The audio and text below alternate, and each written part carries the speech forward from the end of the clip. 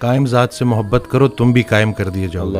तो कायम ज़ात से मोहब्बत करनी है। और बाकी अक्सर मेरे पास भी आते हैं तो कहते हैं आप मौत से, क्योंकि मौत हर किसी डर तो लगता है ना कि किसी हम लोगों का तो कॉन्सेप्ट उस तरह से, तो कहते तो क्या मतलब बस मौत का। मैंने कहा नहीं, ज़िंदगी का शुक्र अदा करना है, मौत का इंतज़ार करना है। अल्लाह, ज़िंदगी का शुक्र अदा करना है, मौत का इंतज़ार करना है कि लाइफ गुजारनी है।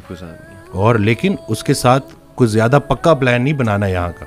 पहले ये सवाल ये सोचो कि अल्लाह ने भेजा क्यों, सही बात, और फिर सोचे कि वापस क्यों बुला रहा है। तो कुछ तो लेके जाना है ना साथ, तो अब जो लेके जाना है उसके बारे में सोचो। ऐसे ही है, करने वाले काम है कर डालो। ऐसे ही और खुशियाँ, सुकून, आसानियाँ ढूंढने से नहीं मिलती, देने से मिलती हैं। जब आप देना शुरू कर दो। कि उस दिन मैं एक ऑडियो सुन रहा तो किसी ने पूछा कि तकदीर क्या है, तो कहते हैं सवाल आपका थोड़ा मैं चेंज कर देता हूँ। आपका सवाल ये होना चाहिए कि बाय चांस है या बाय चॉइस है। सही। तो बाय चॉइस उसमें यही है कि आपकी तकदीर दुआओं में पोशीदा है और दूसरों की दुआओं में।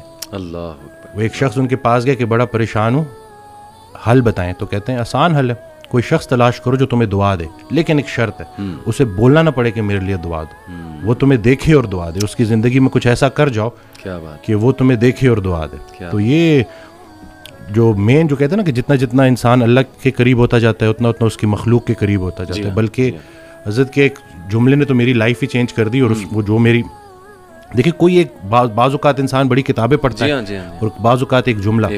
अब ये जुमला आप देखें कि वो आबिद इबादत करने वाला डॉक्टर जो अपने मरीज़ के लिए मुखलिस नहीं, उसकी इबादत उसे कोई नफ़ा नहीं पहुँचाएगी। सुभान अल्लाह। अब ये इतना हो कि मैं अगर सिर्फ और सिर्फ, क्योंकि मुझसे तो अल्लाह मेरे मर्तबे का पूछेगा कि पूरे पाकिस्तान में चंद लोग थे जिनको डॉक्टर बनाया, अल्लाह नहीं बनाया ना। बेशक। और फिर उसके बाद क्यों बनाया कि तुम नाफे इल्म हासिल कर रहे थे जिससे मखलूक का नफ़ा हो। अब ये बताओ कि कितने लोगों का नफ़ा हुआ। कब्र में नेमतें देने वाला नेमतों के मुतल्लिक पूछेगा कि दी तो तुझे मैंने नेमतें थी ताकि तू मेरे करीब हो जाए। सही बात। तो मेरी नेमतें इस्तेमाल करके जहन्नुम तक कैसे पहुंच गया। अल्लाह। और गाफिल की आंख तब खुलती है जब बंद होने वाली होती है। बल्कि एक और जुमला कि हम जिंदगी फिरौन की मांगते हैं और आकिबत मूसा की मांगते हैं। तो ये देख लेना कि अगर आपकी नमाज का अमल आपकी ज़िंदगी में ज़ाहिर होना चाहिए। और बाकी ये है कि अल्लाह ताला, हमें नहीं पता कि कौन सी छोटी नेकी किधर जाके हमें। सही बात है। तो ये बस। और दूसरा है कि जो माशाल्लाह आप काम कर रहे हैं बच्चों को लेके कि क्यों गुनाह ख़तरनाक है रूह के लिए जी। तो हम रूह और जिस्म की कॉम्बिनेशन है। सही बात। आज का डॉक्टर इसलिए पूरा कामयाब नहीं है क्योंकि वो सिर्फ जिस्म को फोकस कर रहा है। ज़बरदस्त। रूह पहले बीमार होती है, जिस्म उसको फॉलो करता है। मैं एक किताब लिखने की कोशिश कर रहा हूँ तो उसमें मैंने एक जगह लिखा कि जब हम रोज़ा रखते हैं तो पुराना बिलीफ यही था, जितने भी मुस्लिम जो हकीम थे, जो बड़े बड़े डॉक्टर्स थे, उनका ये बिलीफ था कि रूह पहले बीमार होती है, सही, जिस्म उसको फॉलो करता है। तो जब हम रोज़ा रखते हैं खा तो कुछ भी नहीं रहे, बिल्कुल, लेकिन रूह स्ट्रांग होनी शुरू होती है और फिर जिस्म उसको फॉलो करता है। क्या बात। अभी रिसर्च है 3 दिन का फाका, ठीक है ना, 3 दिन अगर आपने फास्टिंग की है प्रोलॉन्ग, और उसके बाद अगर आप मील लेते हैं तो आपकी बॉडी के अंदर स्टेम सेल मोबिलाइजेशन होती है। अच्छा। और जितने पुराने खुलिए हैं उनको नए सिरे से बॉडी बनाती है दोबारा से। ये स्टेम सेल मोबिलाइजेशन फास्टिंग के जरिए। और टॉफेजी 2016 या 17 का नोबेल प्राइज विन कर चुका है बंदा। तो कुछ भी नया नहीं है, बस वही पुरानी के जितना खुराक जरूरी है उससे खुराक से दूर रहना जरूरी है। और ख्याल भी एक खुराक है, सिर्फ रिस्क खाना पीना तो नहीं है। तो अब आप देखें कि आप अपने आप को किन ख्यालात से फीड कर रहे हैं। मनफी मनफी मनफी, वो थॉट्स बिकम थिंग्स। ये जब आपकी सोच इतनी नेगेटिव हो जाए ना तो फिर वो जिस्मानी शक्ल इख्तियार करती है। और गुनाहों के असरार डॉक्टर साहब, इस पे तो जितनी बात की जाए कम है।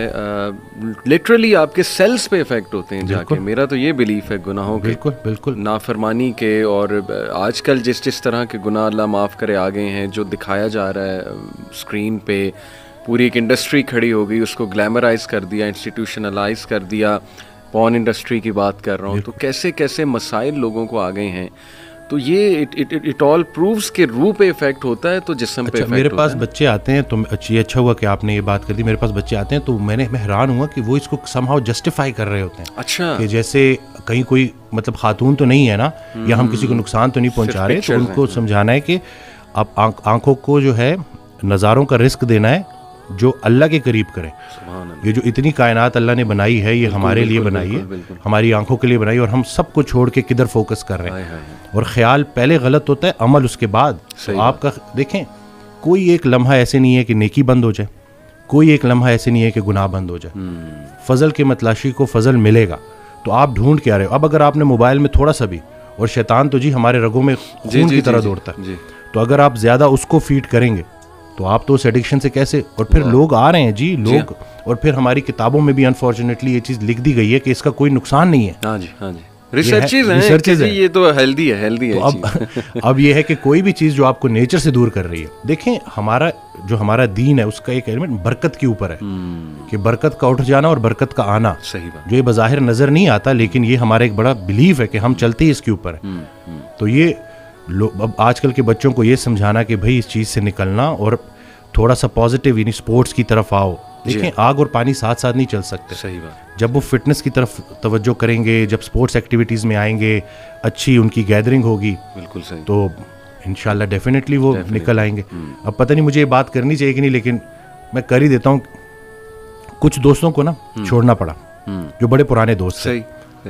तो उस दिन कॉल आई तो गिला, तो कि मिलता नहीं है। सही। तो मैंने कहा मैं मिल के क्या करूँ। सही। वही मैं कब बच्चे बड़े होने को आ गए। सही। और हमें कोई नहीं पता कि कब बुलावा आ जाए, अल्लाह। और तुम लोगों की वो गफलत ख़त्म ही नहीं होती। तो वो फिर मुझे आगे से कहता है कि तुम बड़े, तुम अपने आप को ये समझते। मैंने कहा नहीं भाई, मैं अपने आप को शायद इतना स्ट्रांग नहीं समझता, क्योंकि अगर आप किसी परफ्यूम की दुकान में जाओगे, आप परफ्यूम ना भी खरीदो तो आप खुशबूदार होकर निकलोगे। सही।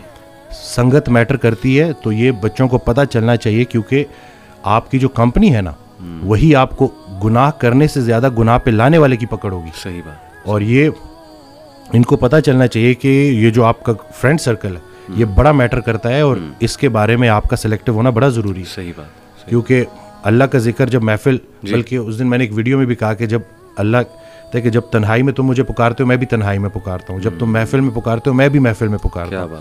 तो जब आप महफिल में अल्लाह को पुकार रहे हो, तो अल्लाह भी अपनी महफिल में आपको पुकार रहे हैं। अब अल्लाह की एक महफिल है, तो सोचें कि आपका जिक्र कहाँ, तो ख्याल एक दे दिया ना। अब इसमें बहुत से ख्यालात से बचने का एक ही तरीका है कि इंसान एक ख्याल में गुम हो जाए। सही बात। तो अगर वो पॉजिटिव ख्याल है और वो अल्लाह का ख्याल है, तो बस इंशाअल्लाह। और मैं समझता हूँ कि जब आप अल्लाह से राब्ता शुरू करते हैं ना, तो अल्लाह ताला सिग्नल्स भेजता है। आपने अपनी लाइफ में भी देखा होगा, अक्सर इंसान को ना अल्लाह ताला इर्द गिर्द से दिखा रहा होता है कि देख मैं तुझे निकाल रहा हूँ उस गंद से, उस माहौल से, और लोग भेज रहा हूँ तेरी तरफ, जो कुछ ऐसे जुमले कहते हैं जो अल्लाह से मोहब्बत पर मबनी जुमले होते हैं। ये असल में अल्लाह सुब्हानहू व तआला is talking to you through those people. मेरा ये ईमान है। कोई वीडियो आपके सामने आ जाती है, कोई लेक्चर खुल जाता है आपके सामने, कोई मैसेज आ जाता है, ठीक है ना, आप इंस्टा देख रहे होते हैं, अचानक एक पोस्ट सबर पे आ जाती है, कुछ और आ जाता है। ये अल्लाह की तरफ से मैसेजेस होते हैं बंदे के लिए कि तू मेरी नज़रों में है, और बंदों के जरिए आते हैं।